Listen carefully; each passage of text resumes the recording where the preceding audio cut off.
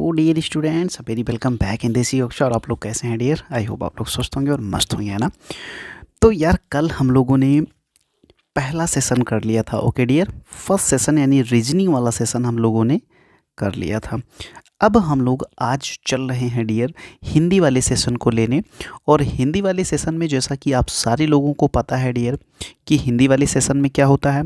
हिंदी वाले सेशन में 61 to 80 यानी 20 क्वेश्चंस हमको दिए जाते हैं और उन 20 क्वेश्चंस में हमारे पास 4 गद्यांश आते हैं यानी 4 पैसेजेस आते हैं और उन पैसेजेस को पढ़ के हमें आंसर देना होता है। तो चलिए सबसे पहले गद्यांश को हम लोग पढ़ते हैं और इसका आंसर देने की कोशिश करते हैं। ओके, चलो। बातचीत करते समय हमें, बहुत ध्यान से पढ़िएगा, बातचीत करते समय हमें शब्दों के चयन पर विशेष ध्यान देना चाहिए क्योंकि सम्मानजनक शब्द व्यक्ति को उदात्त एवं महान बनाते हैं।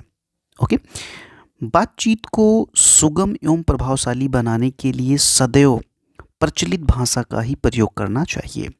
अत्यंत साहित्यिक एवं क्लिष्ट भाषा के प्रयोग से कहीं ऐसा ना हो कि हमारा व्यक्तित्व चोट खा जाए। बातचीत में केवल विचारों का ही आदान प्रदान नहीं होता बल्कि व्यक्तित्व का भी आदान प्रदान होता है। ओके, अतः शिक्षक वर्ग को शब्दों का चयन सोच समझ कर करना चाहिए। शिक्षक वास्तव में एक अच्छा अभिनेता होता है जो अपने व्यक्तित्व, शैली, बोलचाल और हाव भाव से विद्यार्थियों का ध्यान अपनी ओर आकर्षित करता है और उन पर अपनी छाप छोड़ता है। ओके डियर, तो मेरे ख्याल से आप लोगों ने इसको बहुत ही मन लगा के इस पूरे के पूरे गद्यांश को पढ़ा होगा। आओ फटाफट से अब हम लोग क्या करते हैं डियर, इसके आंसर्स को देने की कोशिश करते हैं। ओके, चलो। सबसे पहला क्वेश्चन आपके लिए है डियर, शिक्षक होता है राजनेता, साहित्यकार, कवि या अभिनेता। तो आपको इसमें बताया गया है कि क्या होता है, अभिनेता होता है। क्या होता है, अभिनेता। ओके डियर, चलो। अब ये क्वेश्चन जब आपने कर लिया तो आ जाओ फटाफट से डियर बच्चा पार्टी, हम लोग लेते हैं अपना अगला क्वेश्चन। अगला क्वेश्चन जो है डियर वो आपके लिए ये रहा। ये थोड़ा बड़ा कर देते हैं इसको। ओके, चलो। Question number 62 dear, question number 62, बातचीत में किस प्रकार की भाषा का प्रयोग करना चाहिए। बातचीत में किस प्रकार की भाषा का प्रयोग करना चाहिए? तो बातचीत में प्रचलित भाषा का प्रयोग करना चाहिए। कैसी भाषा का? प्रचलित भाषा का प्रयोग। ओके बच्चा, हाँ चलो। क्वेश्चन नंबर 63, गद्यांश में प्रयुक्त शब्द शिक्षक का पर्यायवाची शब्द है।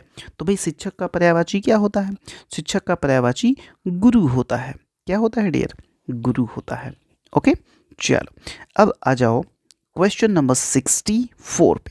क्वेश्चन नंबर 64 क्या करा कि बातचीत में आदान प्रदान होता है केवल विचारों का, केवल भाषा का, केवल व्यक्तित्व का, विचारों एवं व्यक्तित्व का। तो इसमें आपका सही आंसर है डियर विचारों एवं व्यक्तित्व का। ओके, यानी कि डी वाला ऑप्शन इसमें आपका बिल्कुल करेक्ट है। ओके डियर, चलो आ जाओ यहाँ पे क्वेश्चन नंबर 65। और इस तरीके का क्वेश्चन बहुत ही महत्वपूर्ण होता है। क्या कह रहा है कि उपयुक्त गद्यांश का उचित शीर्षक क्या होगा डियर? तो शीर्षक के लिए क्या होगा, यहाँ पे जो पूरा का पूरा गद्यांश आपको पढ़ाया गया, आपको बताया गया, वो सारा का सारा गद्यांश इस बात पर निर्भर था कि भाई शब्दों का चयन कैसे करना चाहिए। ओके डियर, तो आपका जो करेक्ट आंसर होगा यहाँ पे वो होगा शब्दों का चयन। ओके, तो मेरे ख्याल से जितने भी बच्चे रहे होंगे, जितने भी स्टूडेंट हैं, वो सारे के सारे स्टूडेंट इस गद्यांश को बहुत ही अच्छे से एंजॉय किए होंगे और उनको ये आइडिया आ गया होगा कि भाई कैसे गद्यांश को पढ़ते हैं और गद्यांश को पढ़ने के बाद उनका आंसर कैसे निकालते हैं। ओके बच्चा, चलो जल्दी से आ जाओ। अब हम लोग सेकंड वाले गद्यांश की तरफ बढ़ते हैं। ओके, देखो गद्यांश नंबर सेकंड जो है, दूसरा गद्यांश है, वो हमें क्या सीख देगा, और चलो देखते हैं। चलो, मनुष्य को चाहिए कि संतुलित रहकर अति के मार्गों का त्याग कर मध्यम मार्ग को अपनाए। अपने सामर्थ्य की पहचान कर उसकी सीमाओं के अंदर जीवन बिताना एक कठिन कला है। सामान्य मनुष्य अपने अहम के वशीभूत होकर अपना मूल्यांकन अधिक कर बैठता है और इसी के फलस्वरूप वह उन कार्यों में हाथ लगा देता है जो उसकी शक्ति में नहीं है। इसीलिए सामर्थ्य से अधिक व्यय करने वालों के लिए कहा जाता है कि तेते पांव पसारिए जेती लंबी शौर।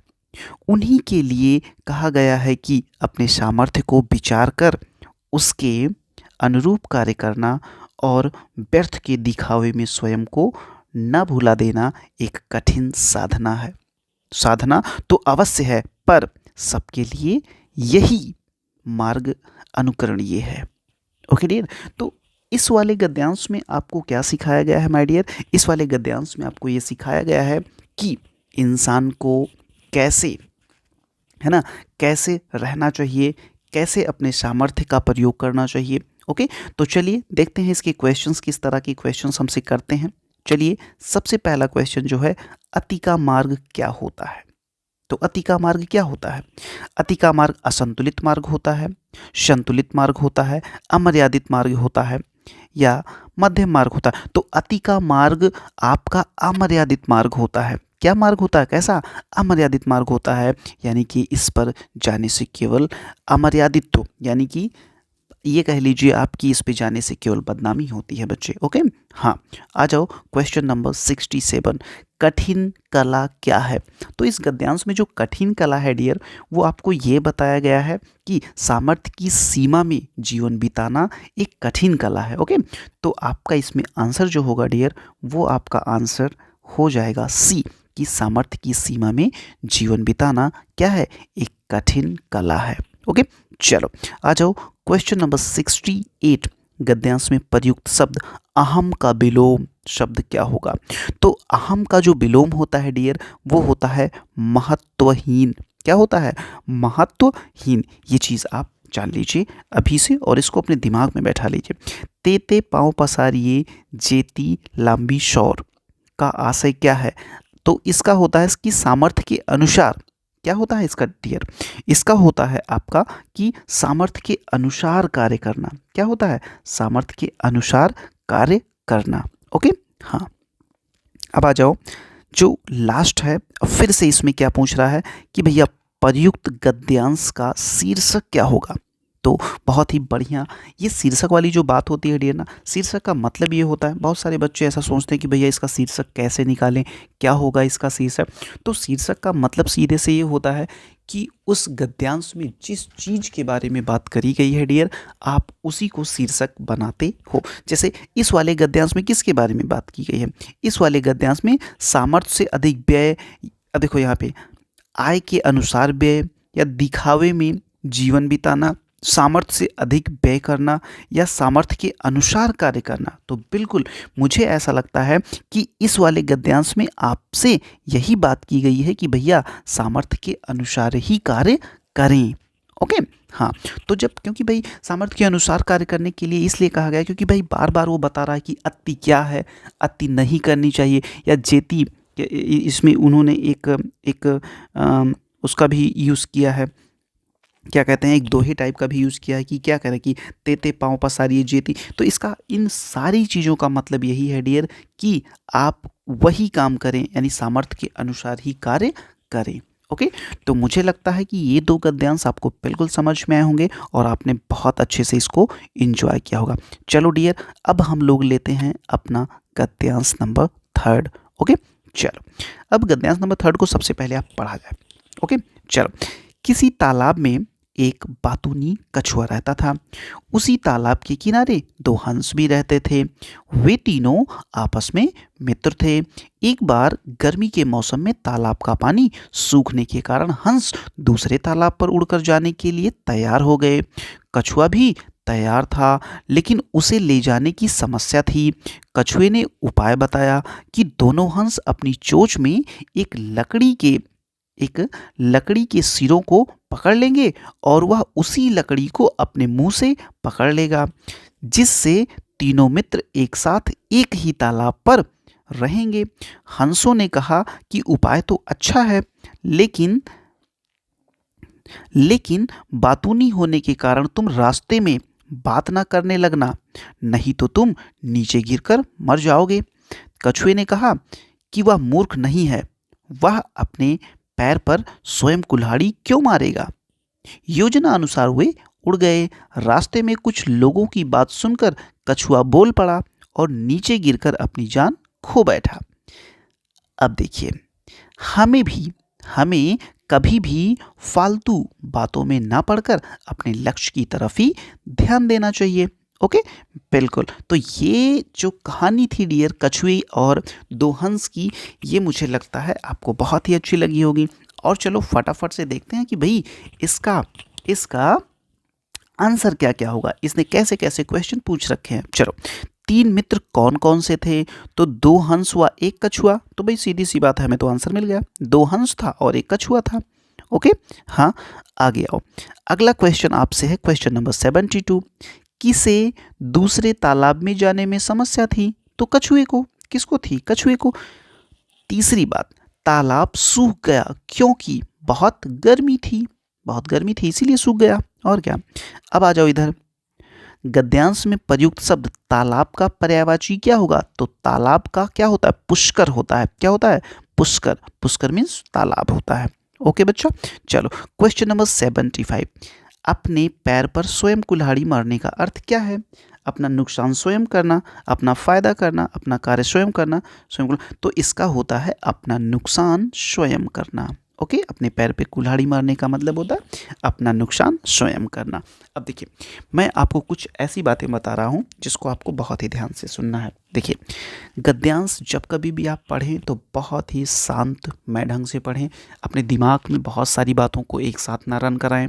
ठीक है, क्योंकि जितनी जितनी आसानी से और जितनी अच्छी तरीके से आप किसी गद्यांश को पढ़ेंगे, उसका आंसर आप उतनी ही आसानी से दे पाएंगे। ओके, तो चलो हम लोग लेते हैं अपनी अगली कहानी, यानी अगला गद्यांश। चलो, गद्यांश नंबर 4। गद्यांश नंबर 4 बहुत ही प्यारी कहानी है डियर, इसको आप पढ़ेंगे तो आपको मजा भी आएगा। चलो, एक दिन तेनालीराम ने देखा कि उसके घर के आसपास कुछ चोर घूम रहे हैं। वह उनका इरादा समझ गया। उसने चारों ओर सुनाते हुए, अब सुनो ध्यान से, यहाँ से ध्यान से सुनना। उसने चारों ओर सुनाते हुए अपनी पत्नी से कहा, देखो आजकल चोरों का बड़ा जोर है। अपने पास रुपया पैसा और जो कीमती सामान है उसे एक बड़े संदूक में भर दो, मैं उसे बाग के कुएं में छिपा दूंगा। चोरों ने यह सुना तो बड़े प्रसन्न हुए। तेनालीराम ने एक संदूक लेकर उसमें ईंट पत्थर भरे और उसने घर से लगे बगीचे में बने कुएं में वह संदूक डाल दिया। रात होने पर चोर कुएं पर गए, लेकिन किसी की भी कुएं में घुसने की हिम्मत नहीं हुई। उन्होंने एक उपाय सोचा। वे 3 बाल्टियां ले आए और कुएं से पानी निकालने लगे। रात भर वे पानी निकालते रहे। सवेरा होने पर पकड़े जाने के डर से चोर वहां से भागने लगे। ओके, अब आ गया ये। तभी तेनालीराम वहां आ पहुंचा और चोरों से बोला, भैया मेरा धन्यवाद तो लेते जाओ, तुम लोगों ने रात भर मेरे बगीचे में पानी दिया है। समझ गए, मतलब कितना उसने उसको बेवकूफ़ बनाया ना। तो बहुत ही मज़ेदार ये कहानी है। और चलिए अब हम लोग इसके आंसर के बारे में सोचते हैं। तेनालीराम के घर के आसपास कौन घूम रहे थे? कौन घूम रहे थे? चोर घूम रहे थे। ओके, चलो सेकंड, तेनालीराम ने संदूक में क्या भरा? ईंट पत्थर भरे। ईंट पत्थर भरे। ओके, चलो आ जाओ क्वेश्चन नंबर 78। तेनालीराम ने रुपए पैसे और कीमती सामान कहाँ रखा? भैया उसको तो उसने घर में ही रखा है। अब कुछ लोग ये कहेंगे कि उसको कुएं में रख दिया। नहीं, कुएं में या संदूक में नहीं रखा, वो तो घर में ही रखा था। संदूक में तो उसने ईंटें पत्थर डाल दिए थे और उसको ले जाके कुएं में डाला था। हाँ, तो इस बात से कंफ्यूज मत होइएगा। चलिए आ जाइए 79। संदूक निकालने के लिए चोरों ने क्या किया? कुएं में घुस गए? नहीं भाई, कुएं में नहीं घुसे थे। सवेरा होने का इंतजार करने लगे? बिल्कुल नहीं। कुएं से पानी निकालने लगे? बिल्कुल, कुएं से पानी निकालने लगे। ओके, हाँ, अब आ जाओ क्वेश्चन नंबर 80। गद्यांश में प्रयुक्त शब्द सवेरा का विलोम क्या होगा? तो भाई सवेरा का विलोम क्या होता है? संध्या होती है। क्या होता है? संध्या होती है। भोर बिल्कुल नहीं होता है, दिन बिल्कुल नहीं होता है, रात्रि नहीं होता है। ओके, तो मेरे ख्याल से बच्चा पार्टी आपने गद्यांश को बहुत ही अच्छे से एंजॉय किया होगा और आपको ये सारी कहानियाँ सुन के ना बड़ी मज़ा भी आई होगी। ओके डियर, तो चलिए ठीक है, अब ये गद्यांश वाला पार्ट आपका ख़त्म हुआ, तो मैं ये चाहता हूँ कि आप ऐसे ही अपनी तैयारी बहुत ही ज़बरदस्त करते रहें और वीडियो को रेगुलर फॉलो करते रहें। देखिए आपके लिए डेली वीडियोस पढ़ रही हैं, उन सारी वीडियोस को आप फॉलो करते रहिए। गद्यांश जा रहा है तो आप गद्यांश को पढ़िए, रीजनिंग जा रही है तो आप रीजनिंग को पढ़िए, मैथमेटिक्स का पोर्शन अगर आपके लिए कराया गया तो आप मैथमेटिक्स वाले पोर्शन को करिए।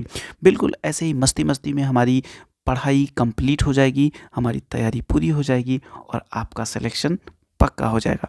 ओके डियर, तो ठीक है बच्चा पार्टी, अब जहाँ कहीं भी है बिल्कुल स्वस्थ रहिए, मस्त रहिए, व्यस्त रहिए और ऐसे ही पढ़ाई करते रहिए। मिलते हैं नए लेक्चर में कुछ नए कॉन्सेप्ट के साथ, तब तक के लिए love you, take care, bye bye, जय हिंद।